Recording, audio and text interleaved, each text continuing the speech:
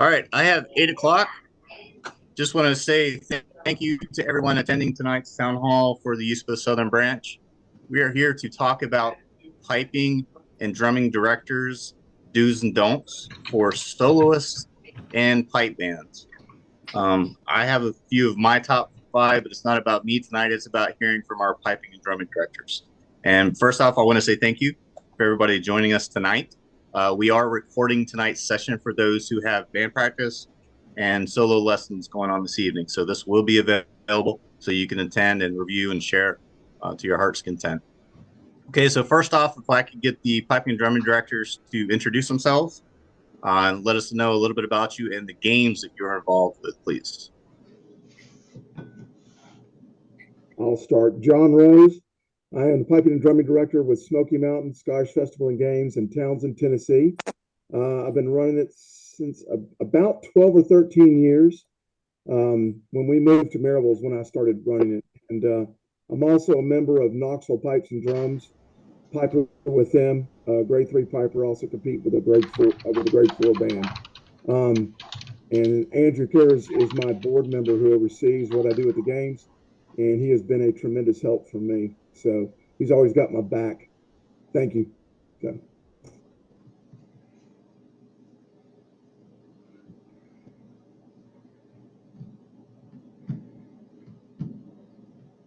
I'll go next. I'm Carrie Olson. Can you hear me? Somebody not? Yes. Okay, great. I'm not really a piping and drumming director. I am new to this arena, and I've joined a panel of people working on the Stone Mountain piping competitions this year.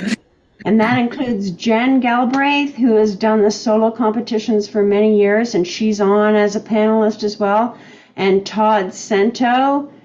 The three of us are going to be taking over from Paige and Tim Turner, and I actually invited them, and I'm glad to see you guys on as well, because I know they have a lot of really great things to talk about.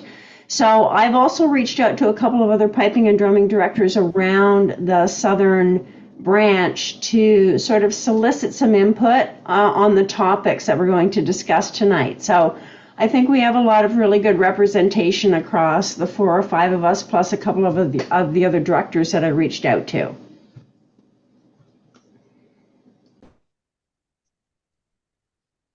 I'm Todd Cento. I'm on the committee with Carrie. I'm a solo piper and I play with the Atlanta grade 4 pipe band. Been playing for a long time and have competed quite a bit. So that's my expertise.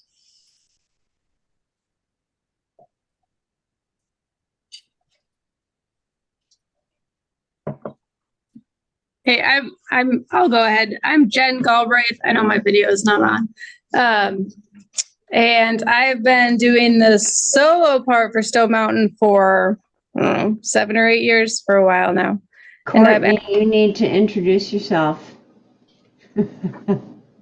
Where are you? You're there. You're on mute. Okay, I think, is Jen gonna finish? You need to unmute yourself. Can you hear me? I just asked her to unmute herself on here.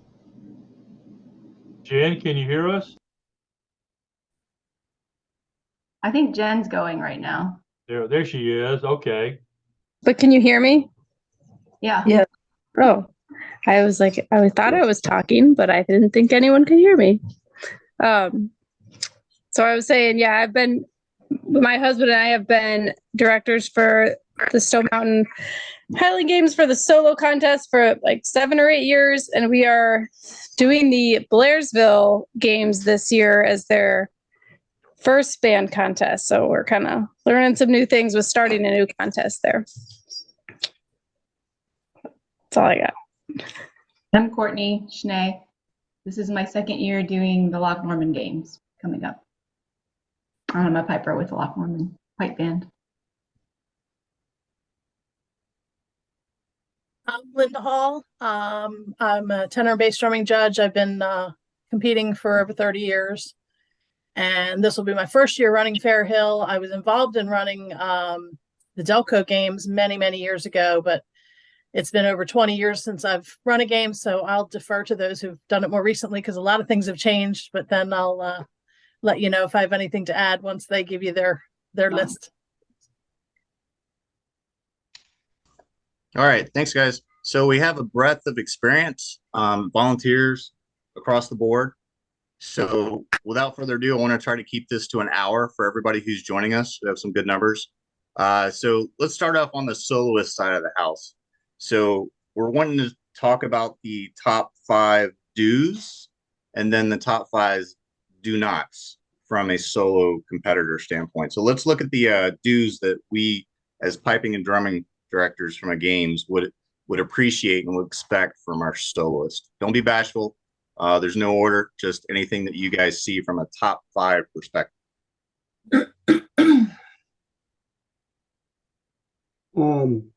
I'll go ahead and share.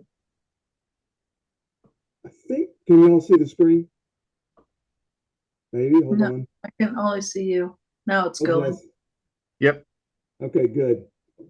I didn't realize we're gonna have to do a screen, do these top 10. So I kind of made some up today as I went through this. And some of these, up for discussion, I guess that's way to put it. First thing is don't wait till the last minute to sign up. It happens every year. It drives the piping and drumming directors crazy. And, we do put deadlines on them, but inevitably we always have somebody coming in, hey, can you still register me? And we've had the site up for, months at a time. It's tough for piping and drumming directors to change schedules. We have, sometimes 50 competitors that we have to put in time slots. Any changes to the schedule at last minute after you've already made the schedules is a big, big headache. And we do it. We try to be as fair as we can, as nice as we can, but sometimes it's just difficult to do.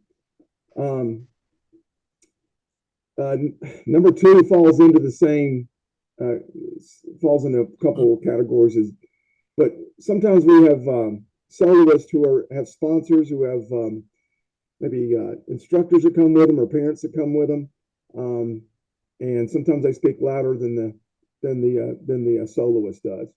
And there's been some I've had some discussions with instructors, other people that have come up and want to know why judges judge like they did, or why a prize was given in a certain way. And so I've had 1 or 2 that were pretty ugly. So, understand we're under pressure under the day, and it doesn't bode well, I guess is the best way to put it. Hey, John, could we unpackage the first one first, though? Yeah, sure. Yeah, don't wait for the last minute. Why is not signing up at the last minute such a big deal for piping and drumming directors? So when about 2 weeks before the games, I start setting schedules up. So every soloist who has signed up, I have 7 total judges. 2 of them are drumming, 5 are piping, and you have to set schedules. And think about this: a P-book takes 15 minutes, and then you have to allow 5 minutes for the judge to write up comments. So you can only allow so many per hour, and you have a 4-hour window to do that. So you have to juggle schedules around. And something I can just kind of show you from last year, show you the schedule to show you what we actually work with. Yeah, because everybody likes to see that schedule before they actually are on the road to the games. And if people are waiting to the last minute asking if you can sign me up, please, I know I missed your deadline, but that not only affects your schedule, but that affects being able to, send that out and transmit it to everybody who's going to be competing. Look at this one right here. So this is grade 4 senior P-book. That takes that judge from 8:30 until 11:10. Okay, that's without, I try to allow for bathroom breaks in there somewhere or another. But I mean, you can see that is so then when somebody says, hey, I need to register, I hadn't registered yet. Well, here's one that this schedule takes you all the way to 11:40. So the judges, sometimes I have to move them around to try to even out the judges. Some judges I give more to. No offense to Lyric, but I gave him more because he's younger. Okay. And we can handle it until almost 12 o'clock. So if you change a schedule, I have to move. So if you do 3 events, you're a grade 3 piper, you do Parks, Stress Bay Royal, and Pembroke. Okay. I can't put you in I try not to put everybody in the same judge sometimes. I try not to put like sons and daughters, relatives under the same judge. So if you change, I have to move every schedule.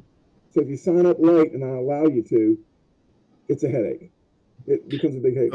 So if you allow people to register at the last minute, I mean, not only are they probably going to go to the last of the time slots, but that affects so many other things for scheduling for you guys. Is that the same for all the other piping and drumming directors?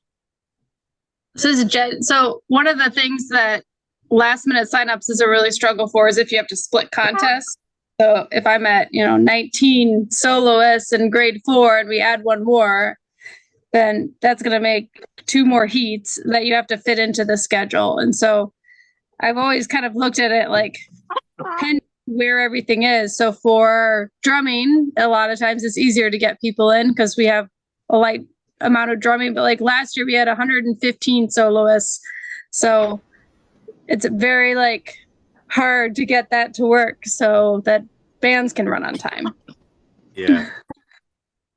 And okay. I had one argue with me one time about registering late, and actually had somebody call me, like some kind of mentor call me and tell me I had to let them in, or they were going to create a scene.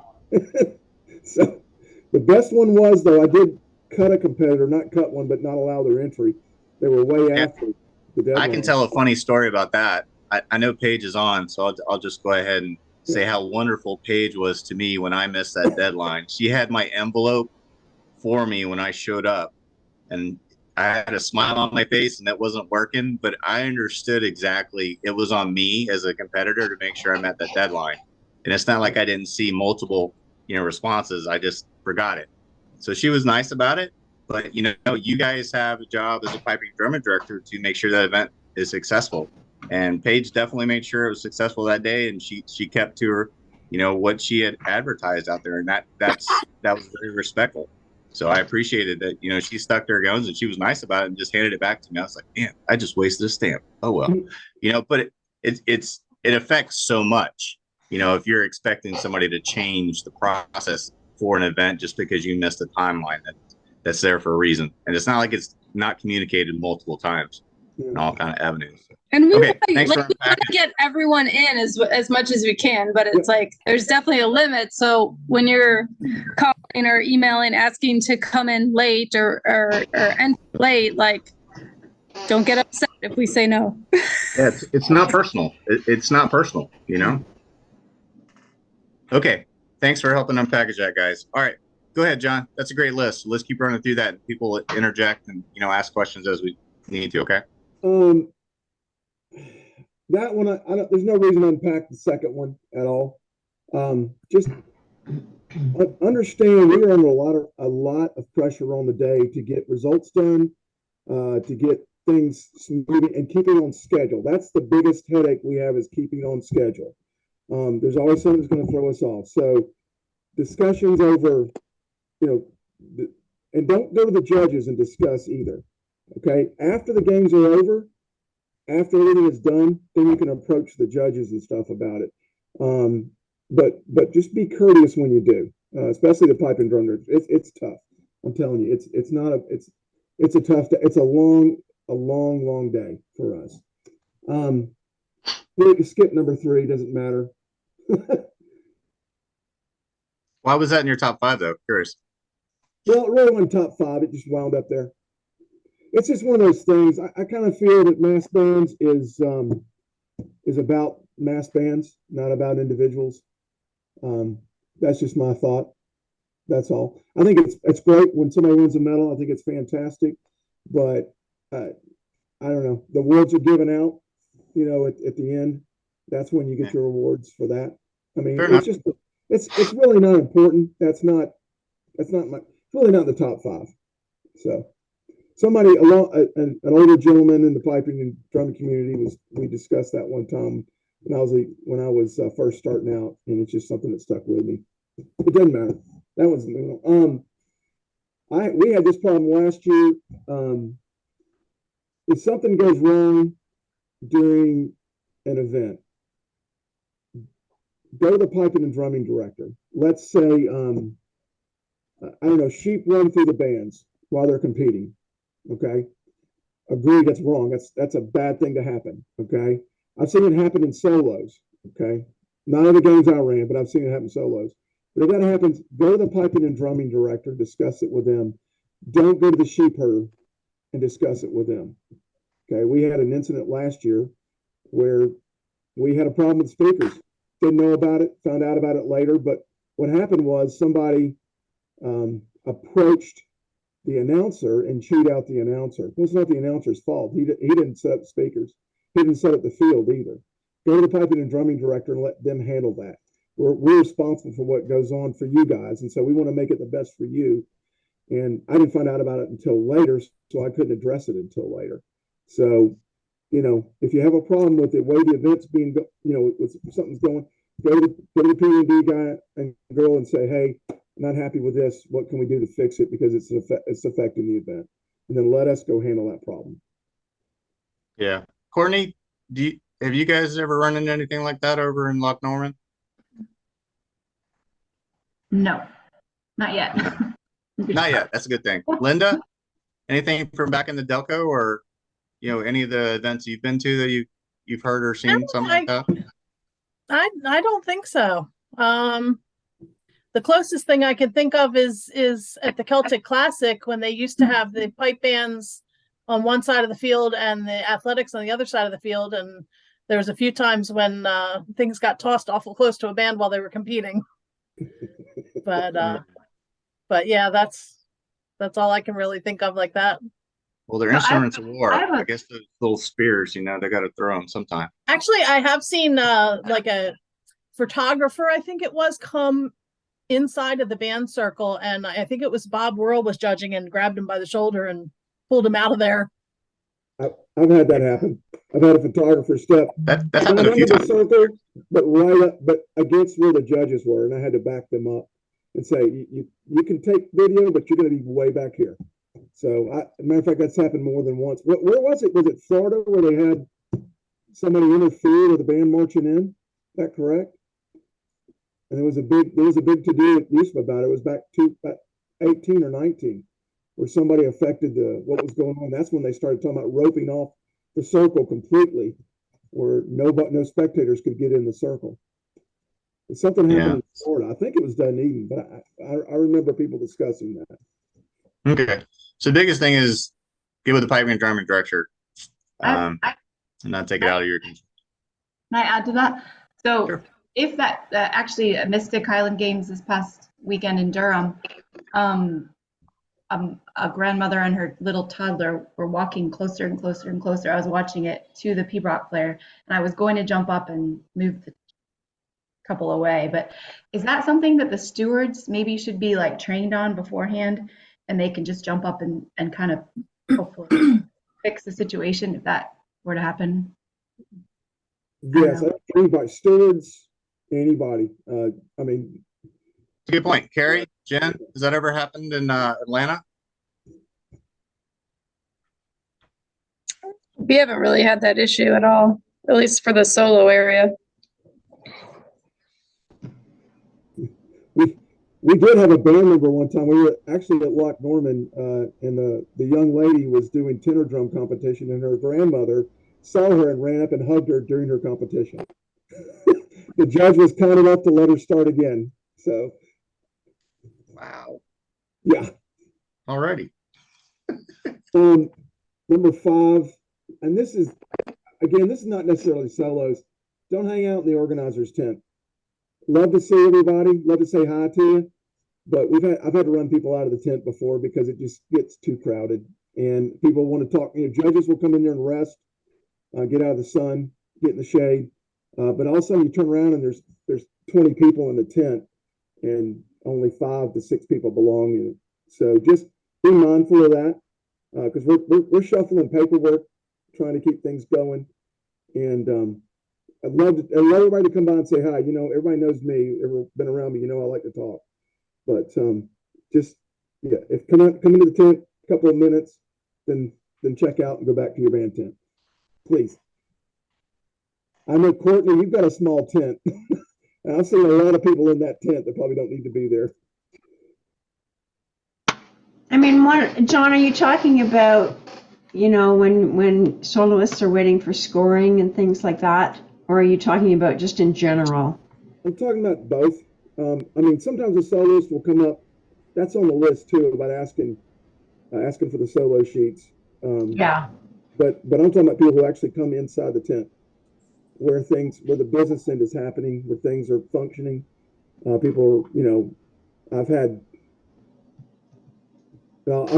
people come in the tent and just hang out and stay there, and it's kind of like, Okay. on.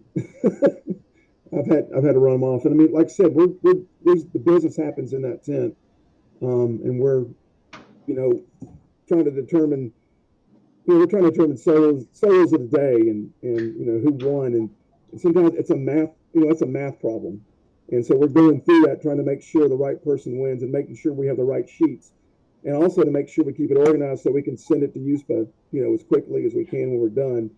And then Yeah. when people in there, it gets chaotic. A lot of talking going on, things like that. I see you have another item 9 that's talking about your sheets there. So, Yeah, and that's something that we heard as as well. But, you know, we also thought that as the game's organizers, we should maybe try to do a better job of letting the soloists know when their score sheets are ready. Because everybody always wants to get their score sheet. So we were thinking, you know, we're kind of brainstorming on ideas about how can we make it easier for the soloists to know that their score sheets are ready, so they don't have to constantly be, you know, harping on the scorers. We've done it before where we had them on a board. Andrew built a board for us, and we had it outside the tent, and it got lost somewhere. I don't know what happened. We put it in the shed and never got it back. But to me, that's the best way to do it. That way you can go there and get your sheets and check to see if they're out. That works for us. That worked the best the last time. And honestly, we probably need to resurrect that board again. My suggestion for that was that it's great when the boards are up and you can just walk up and get your own sheets out of there. But it would also be better, I think, for the organizers if you had a big whiteboard that said across the top, sheets are in 4. And then when you put them in there, just write the grade level that the sheets are available for, so people don't keep coming over to try to see if their sheets are up there yet. They can see grade 4 PBRAC is up, or, you know, whatever the case is, without asking anybody. When you post the sheets, then you could just write that heat on there, and people would know that they can get them. The only caveat to that is there is only one sheet. So as a solo competitor, make sure you have your sheet and not someone else's. Right. We have had missing sheets even when we're handing them out before, where they've somehow either got stuck to the one in front, or somebody just somehow got the wrong sheet. Yeah, I've had my sheets missing and nobody ever found them. Yeah, we've had the same thing. Up at Green. There is no recreation of that sheet. Once it goes out, it's gone. Yep. So I see number 8 and 10. That kind of tie into the schedule that you shared earlier, John. Like Yes. that's a big thing to manage. And if you already know that you're going to cancel an event or you're going to scratch, do that sooner than later. Don't wait until last. Yeah, my drones are sounding like crap right now. I'm going to cancel. Like, let a director or steward know sooner than later so they can scratch. You know, because the judge sometimes runs a little over. You need to adjust. You need to, you know, push things back just a little bit, shift to the right. That really helps the adjudicator as well as the steward out. So waiting till the last minute affects so many things. So, you know, the stewards are there to help you guys as well as the adjudicator. But if he gives you time, don't be late, you know, because that's holding up so much. If you're going to scratch from a single event, let the steward know. If you're going to scratch from the entire competition, let the piping and drumming director know. Steward should know on solo events, like single events. if you're going to scratch, let them know, because especially if it's close to time to compete. So Carrie, Jen, from Atlanta's standpoint, have you ever run into that? And how did that really affect you guys down in Atlanta? In regards to like canceling or scratching. Yeah. Or So- being late. Yeah, so I find like when I build the schedule for solos, I like overpad the time. So they're usually running quicker than the time. And so I'm telling all the soloists, like, always check in with your stewards, because like if they're running ahead of time, then the steward's not gonna have to like run around and find them. And if they scratch, we like our field is like, those have been to it, like in the woods. So it's not super easy and visual to like see everybody. And so we don't expect the steward to be running around to hunt the soloist down. And if there's like one person left on there and then we find out they scratch, like that would have saved 15, 20 minutes of running around trying to find someone. But we do get a handful of that every time. And it's like much easier when even if it's just the day before the games, to find out the scratch. We can, the day before the games, if we get an email scratch, we can do it on the day. It's easy to fix for me. It's just a line out of the sheets Yep. To mark it out. And it goes, and it's before it gets to the judges, so it makes it nice to be able to do that. But let us know. That's the main thing, communication. Email us and say, hey, we're scratching. I've had an entire band scratch 2 years ago because of COVID. So let us know early. We took care of it, and it was, letting us know early is easy. I would say it would be helpful to communicate to people when you confirm their registration that the schedules they get are tentative, not engraved in stone, and that things change the day of. And that way it makes it, that they have to check in with their event steward, because I did a lot of running around on Saturday at the Mystic Games. And we had a gentleman who played one event and then apparently went home, or he's deceased. I'm not certain, but he didn't show up. Looking for him for. So, people understand, please check with the event steward. It's great that you checked in at the main tent, but that doesn't absolve you the responsibility of staying on top of, your performances, and work with the steward, because it's not up to us if people scratch or we're moving along quicker and I wasn't supposed to go till 10:45. Be ready. Those are just a general guide and an idea, but not engraved in stone. So. Yeah, that's a common theme, is to just keep tabs of what is going on within your own little competition group. And So we were it's so- also trying to figure out ways that we can make it easy. Again, we're trying to be proactive. Like, how can we make it easier for the competitors to know what is going on without constantly going and talking to the steward all the time?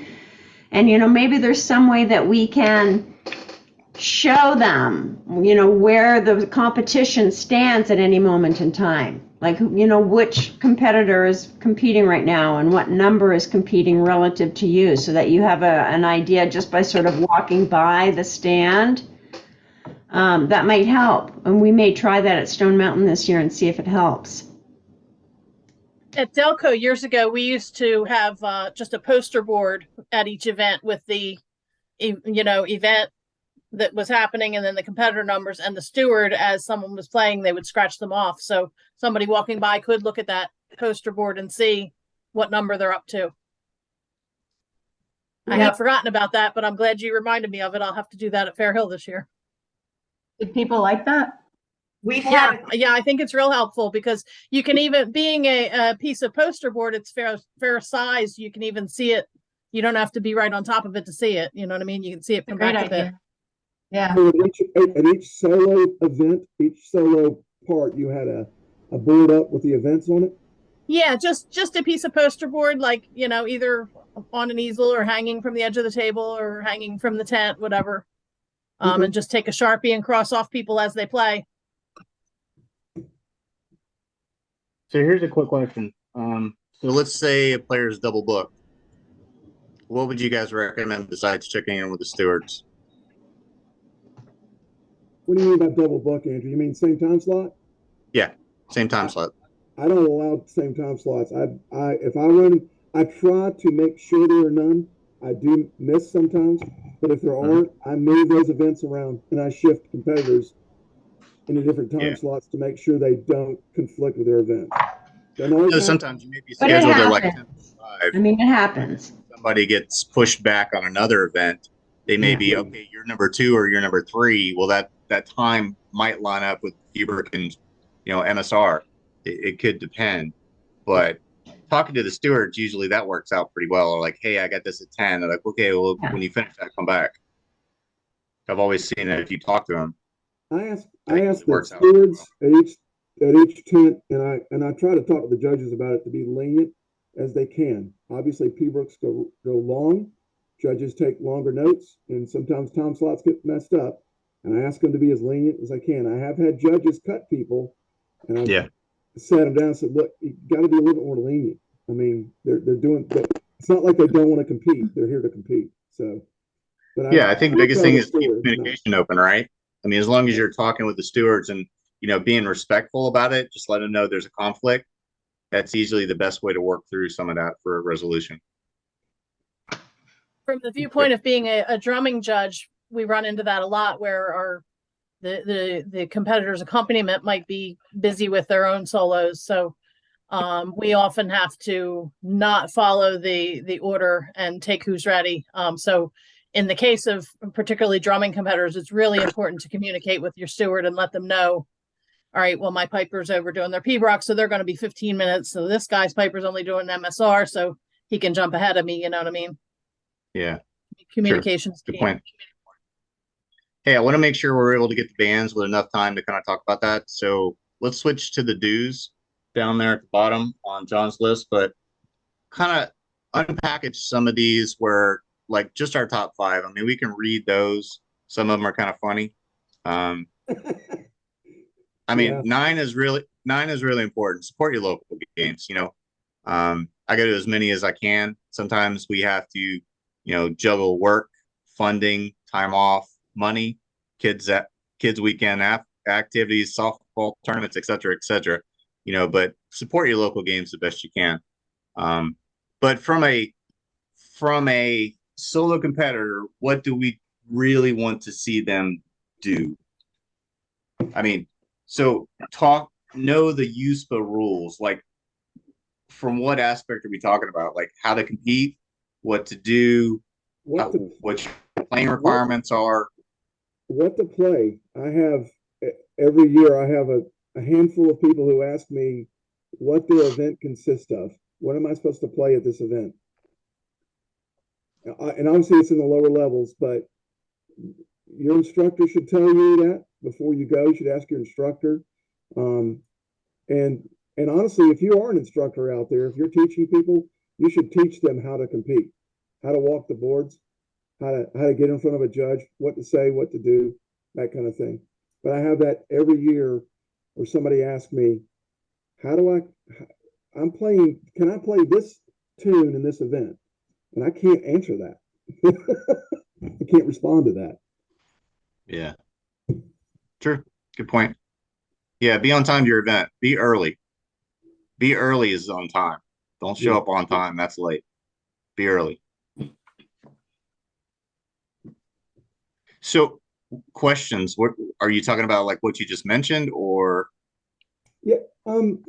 So, inevitably we have the, where are we parking? I try to get that out, 2 weeks, a week in advance about where to park at, things like that. But if there are questions, like I've had people ask me games questions, like, can we bring our dog? And I'm glad to answer those kind of questions. Email me. Don't call me, email me, don't text me. I prefer email, and I say that on my sheets. I prefer email to text or call because it sets up an inbox for me in an agenda. But basic questions, is it going to be in the show, things like that? I'm glad to answer those questions. So number 4 is really interesting. Why do I have to be courteous to you on the day? Like, really? Because why should a soloist be courteous? I mean, because of number 10. Read number 10. Well, people forget. We know that. How do you want to be treated? I mean, everybody there is a volunteer. Yep. right? Exactly. And Exactly. everybody is doing their best to make everything run smoothly. And I mean, just kindness goes a long way. Yes, it does. Everybody's Exactly, stressed Carrie. out. Exactly. Everybody is in the same boat, you know? I can say So, now, John and I get 0 for the Smoky Mountain Games time and effort that we put in. We get 0. The joy and Yeah. excitement, everybody doing well and enjoying their time here in Townsend. That's the joy and the payment we get for all our time and effort and suffering and pain and everything else at the end of the weekend. Because there is pain at the end of the weekend after cleanup, I'll tell you. But yeah, they're all volunteers, like we already talked about. You know, don't go off on a volunteer. There's no reason. They're there to help make an event successful for you as a competitor. So there's no reason to be rude or disrespectful. Yep. This is a hobby. Yes. I mean, and it is, we don't get paid for this. We get paid for doing funerals. That's what we get paid for in weddings, stuff like that. That's the non-hobby side of this. It is fun and it is competitive. That's why we're here. We're here to compete and try to win. I mean, that's why we're doing it. But in the mean, always remember, we're volunteers, and we are trying to do the best we can. We do make mistakes. I'm the first to admit I make mistakes all the time, and I try to. Yeah. I take responsibility for those mistakes when I do. But you know, back down. It's a volunteer sport. Yeah. Think about it before you start running your mouth about something you don't like. Because number 8, that's pretty interesting that you put that. Yep. Because a lot of people, if they think about what they're about to say or, you know, be disappointed in an instance, volunteer and see how much time and effort these individuals put in to make sure that event was ran for you as a competitor. You'd be astounded. For all these P&D people out here, this is a 9-month event for us. This doesn't start 2 months before or 3 months before. For me, it starts before October, maybe August. We start planning things out about what we're going to do. Andrew and I start talking about that time to start getting serious. So, I mean, this is not, you know, it's not, we don't take it lightly. We put a lot of time and effort into it. It's, you know, it's something, and we have meetings, continuous meetings, don't we, Andrew, about everything that we do and what we're doing and what we're going to improve, how to do things differently. But it's not it's not 2 weeks before the games we get started. I'll tell you, if I hear of any complaints about being in the shade, you're all going back in the sun. I'm just saying that now. Can I ask a question real quick? Yeah. So for how to respond as a director when you get an email from a solo competitor saying who's signed up so far, because you know if you answer nobody or just one person, they're going to not sign up. So is that a don't ask that question? Instead, do encourage all of the competitors in your grade to sign up and get as many people coming. And that's a great question, because that's happened so far to me, and I've only done this 1 year.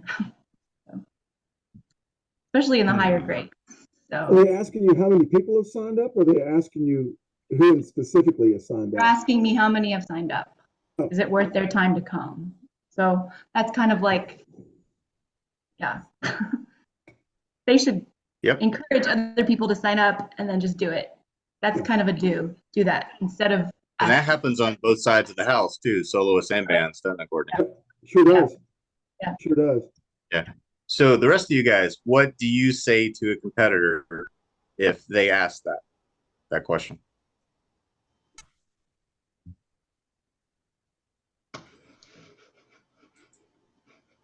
Carrie, Linda?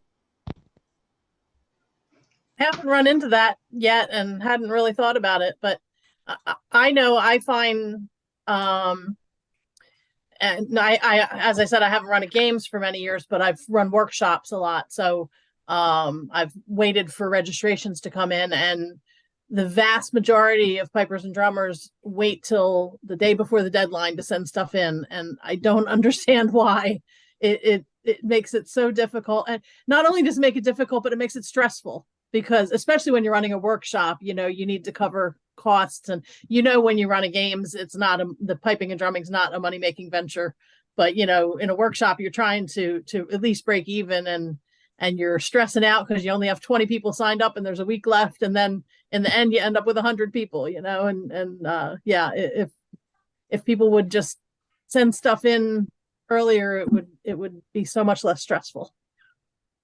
I always, at the end of my games, I always send out an email to every competitor and ask them how we did.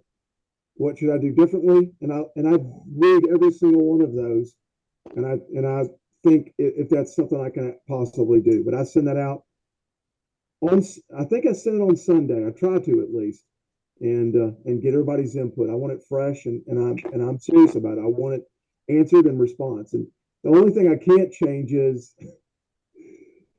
I mean, at Maryville College, there was no way to provide shade. There was just no way to do it. But I always had somebody, can you plant trees? I had somebody ask me if I could plant a tree in the middle of softball, the competitive softball field. I said, no, can't do that. But I do ask those questions. And Linda, please sign up early. Please do not sign up the day before the deadline or on the deadline. It drives us nuts. Yeah. So I guess in answer to the question, what would I say if someone asked how many are signed up? I would probably tell them you can't go by how many are signed up right now, because they're all going to come in at the last minute. I do have a quick story. I did coach a competitor one time, and I didn't recognize the name. I don't know why I didn't. I just didn't. And so I picked the judges up. I take the judges out to eat the night before the games just to get them out. And Sandy Jones was standing there, and he said, "How's the signups going?" I said, "Fantastic, going really good. We got several. Any problems?" I said, "No, I had to cut somebody. They signed up late. They didn't really fuss about it, but I, had to cut them because they sent the entry in way too late." He said, "Well, who was it?" And I said, and I rattled off the name. He goes, "Oh, that was my grandson." Oh crap! I cut Sandy's grandson. I didn't allow his entry. So Sandy turned around and said, "I'll teach him next time. He'll learn something next time. He'll send it in early." Yeah. I guess one thing you could do is you could offer a discount if people sign up early. And then if they post it to Facebook or social media, "Hey, I signed up," they would get the early registration discount, maybe. So like an early bird discount. And that would encourage other people. Idea, Courtney. Yeah. I love that idea. Early bird discount. I like that, Courtney. Yeah. Let's see how quick your registration numbers go up. Let me know next week, okay? Oh, we're done. I've always done that for workshops. I haven't tried that for the games. All right, Fair Hill. You heard it first from Linda. Early birds a lot of times for Stone Mountain for solos, and I find I'll get probably a dozen more early. So, but when I don't do it, I don't get anyone early. So it definitely captures some extras, and it saves the money. We still get tons of late entries or late last minutes. The last week or two before the game, the cutoff is every day in the mail.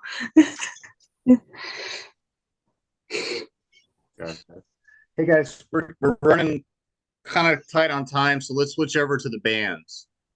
So let's talk about what you guys from piping and drumming directors expect from a band, from a pipe band. We do have a question about bands playing back to back with several dual musicians. So when we get to the do's and don'ts towards the bottom there, let's answer that question for them.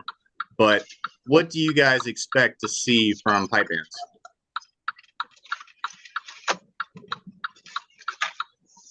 Most part, for me, pipe bands are great. They're there to compete. They're courteous to other band members. I mean, it's just, I've only had one or two problems with total band issues.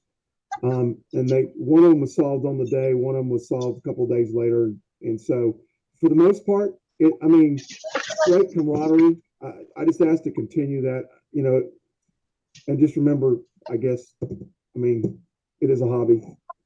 That's the only thing I want to say. But for the most part, the bands are pretty decent. We don't have the problems we have out of the soloists. Bands register early, number one. Number two, the ones that register late or register close to the deadline, you take them in anyway. You want a band. So it's much, the band, as far as I go, I'll take a band up to the deadline. Not a problem. I don't mind. Easier to schedule too for the bands. Okay, so registration at the last minute is okay for the bands because you still have some time to play with as far as scheduling. Okay, does everybody else kind of see that the same for y'all's events?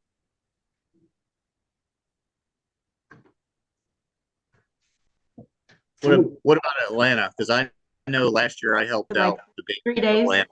3 days before the contest. So 3 days. that's when the schedule is supposed to be posted. Okay. I could answer for Atlanta since Carrie's new. But roster changes. Oh, well, I don't. Go ahead, Paige. Jump in there for Atlanta. I didn't know. Well, of course, Andrew helped out our new stewards last year because they were getting bombarded by the bands coming down early, which we don't want, and kind of bullying our stewards, which is a no-no. Don't do that.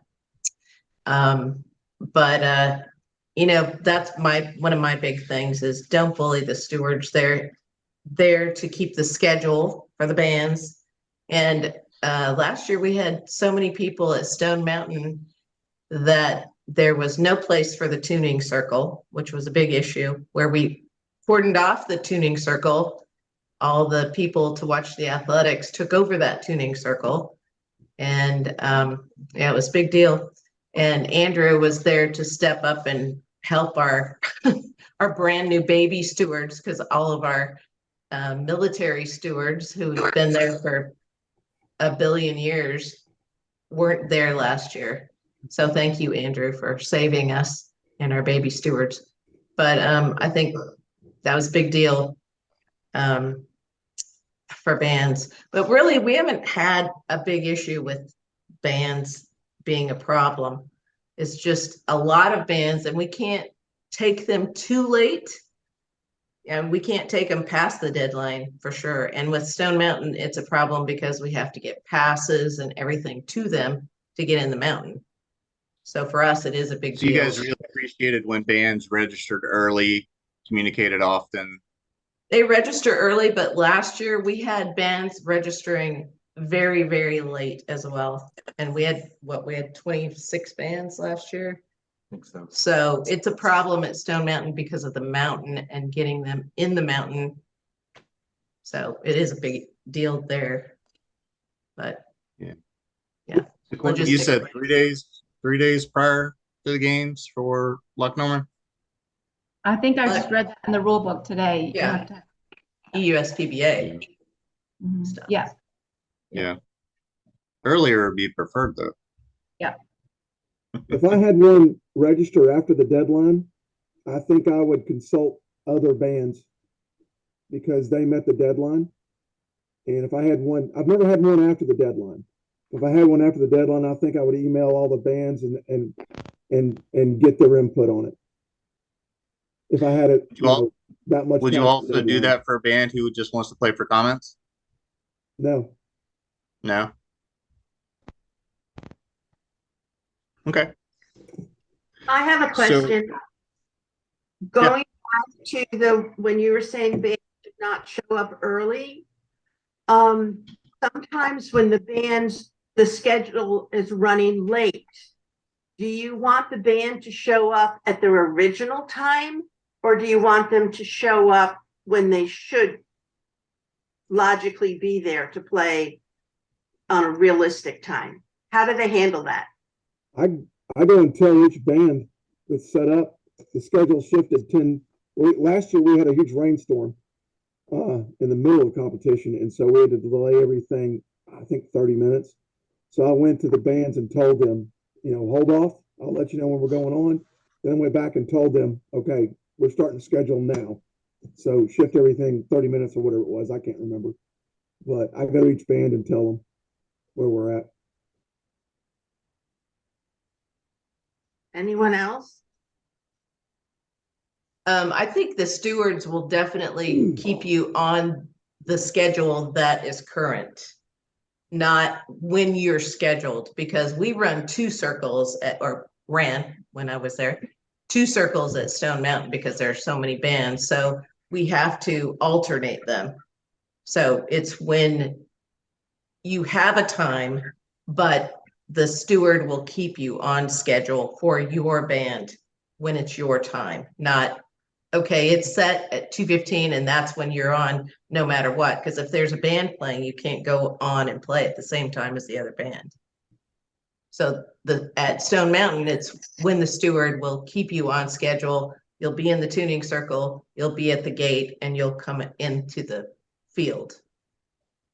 And there was multiple points too, Paige. There was one back closer towards the bands, and then the ones that were closer where I was trying to help out in the tuning circle.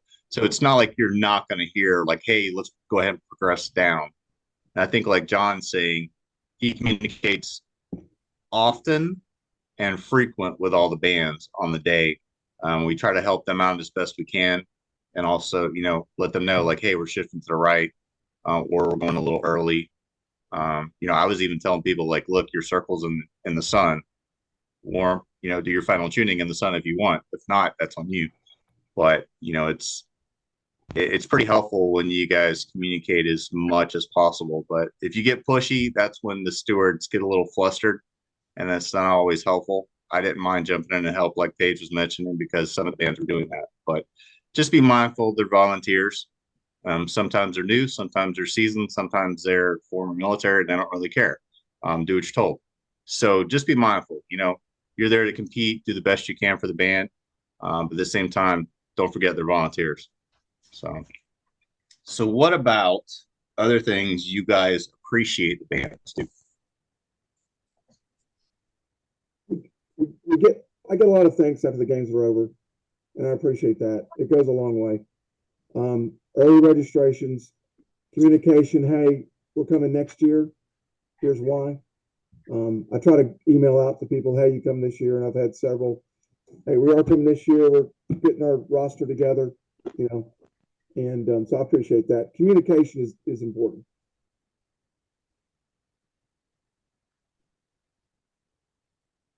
Courtney, Carrie, Jen, what you got?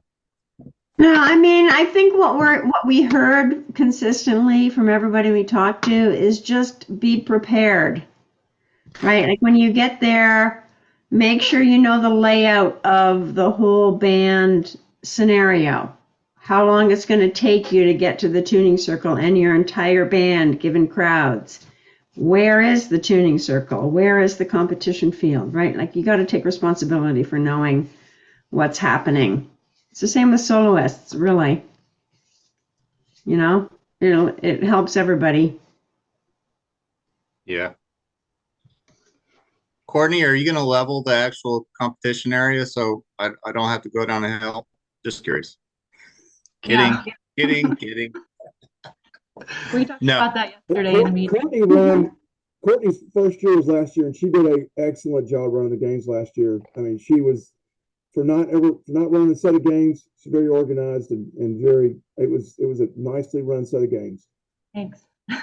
Thank you. Piping and drumming directors cannot help Mother Nature. If it's on a hill, deal with it. Dig your heels in. We do have an indoor location, so if need be. So no more hay on the mud? Yeah. Hey, you got to do what you got to do, right? Do you have that organized again for this year too? Yeah. Nice. I called like 10 different people. I finally got a place. 19 was a rain out for Loch Norman. 19 was the rain out. Yeah. So and there was a rain indoor location for that year, but Helen Harlow didn't.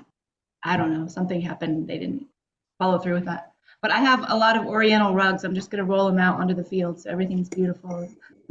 Hey, I'll bring some tarps. All good. Okay. Hey, so got a question though. So from a band perspective, let's say there are a couple of bands that have dual musicians who are impacted with solos and playing with multiple groups. How would you guys handle that situation?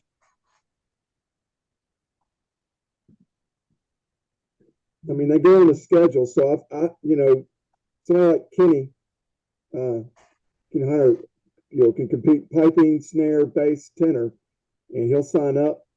We use only one fee for all those events, and just schedule them appropriately.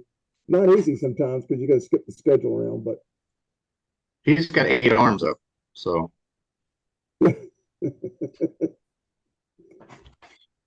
Anybody else ever had that happen to them?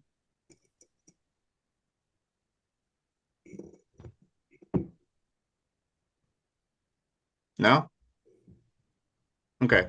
Yeah, I think, communication is pretty key, and see what the schedule is. You'll see that sooner than later. If you don't see it till the last minute, obviously you got to make a decision, right? Yep. Okay. So what are the things you do not want to see ever from a pipe band? Let's ask some of the ones besides John, because I already know John's answers.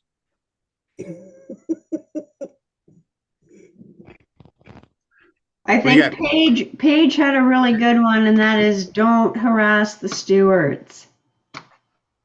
Because it can get really, really stressful, right? And I mean, they're just trying to do what they need to do, and they take a lot of abuse, really. Agreed. And they're volunteers. So at the end of the day, not getting paid to put up with that. So just be respectful. I guess too, who gives the band the okay to go on to the circle? Who is it? The ensemble judge. Make sure you know the ensemble judge before you step out. It's never happened at our games, but I know other games it's happened before. Make sure you know, and I try to tell the band who the ensemble judge is when they walk up the circle. Try to point out, there's your ensemble judge on the day. But make sure you know before you walk in that circle who's supposed to release you onto the field, into the circle. It happened at our games and during the monsoon games, and Bill Cottle disqualified him. Yep. It was not good. And I they think it drove happened- from Texas. It was It bad. happened had- twice at But Stone Mountain. they had two violations though. Did they? That was the only one they got disqualified for, I think. Well, they grade 5 and they played a bridge. Oh, maybe, yeah, but Yep. I know that they got disqualified for starting Yeah. early. Yeah, that was bad. That was sad. I have that on video, and that was a Yeah. great look at Tim's. We turned around and looked. No reprise, no bridge. And then, I mean, I've never had a problem. I mean, bands just being courteous to each other. They pretty much are. It's always good times. So just keep doing that. Keep doing that. I mean, it's What fun. about closing ceremonies? So what about closing ceremonies from you guys' standpoint? Like from a piping drummer director standpoint, what do you expect or do not want to see or hear from bands at closing ceremonies?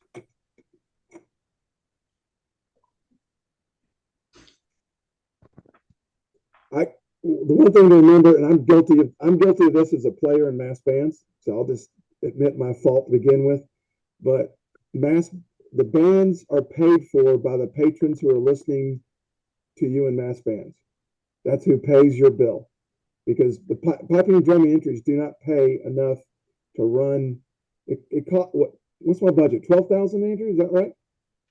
Something like 12 grand. I'm not confirming or denying, but close. Yeah. All right, something like 12 grand. So your entries do not pay for what we do. It's paid for by the people who are listening to you in mass bands, the people who buy the tickets. That's who is paying your way to go to those games and compete. So be as sober as you can. I have seen some, as a participant, I've seen some pretty rough stuff in the middle of the mass bands. And be respectful of the crowds, I guess. I mean, most of them are. We never had any really major issues with mass bands, but just remember that's who's paying the bill. And look, mass bands, you chip your pipes. It's too tight sometimes. Whatever. There's a lot of stuff that goes on in mass bands we don't like, but the people paying our bill are listening to it. So no beers on your drums or in your hands playing the pipes out on the field, pretty much. Yeah. Get it. Okay, got it. I've never stopped anybody, so I've seen it. Never stopped anybody. If they get obnoxious, I'm sure you guys appreciate it if the bands actually know the mass band tunes too, correct? We pick simple ones. I hope you know them. They're pretty basic. Yeah. Yeah. Okay. Okay. Well, hey guys, I don't mean to cut us off, but this is part one of a short series we're going to do with the piping drumming directors and some things to help events and Highland Games. So I do want to thank everybody in attendance tonight and all our piping and drumming directors who took time out of their busy schedule to attend this evening's town hall. Please be mindful and check the weekly USPA newsletter that's sent out. We do have a lot of Highland Games coming up here in the short term, getting ready early summer and in the midsummer. So please double check the registration deadlines, get them in early. Please make sure your band rosters are updated to current personnel and get those in sooner or later. I think as of right now, the rosters need to be mailed to the USPA secretary, if I remember seeing that correctly. So please make sure you follow all the directions that were sent out as far as rosters. We don't want any bands to not be able to compete on the day. So please be mindful of that. Again, I do want to thank everybody for attending tonight. And if you guys have any questions or want to provide anything else out there on Facebook World, we'll have this live for all our members to attend, and have a good night. All right, guys. Thanks again.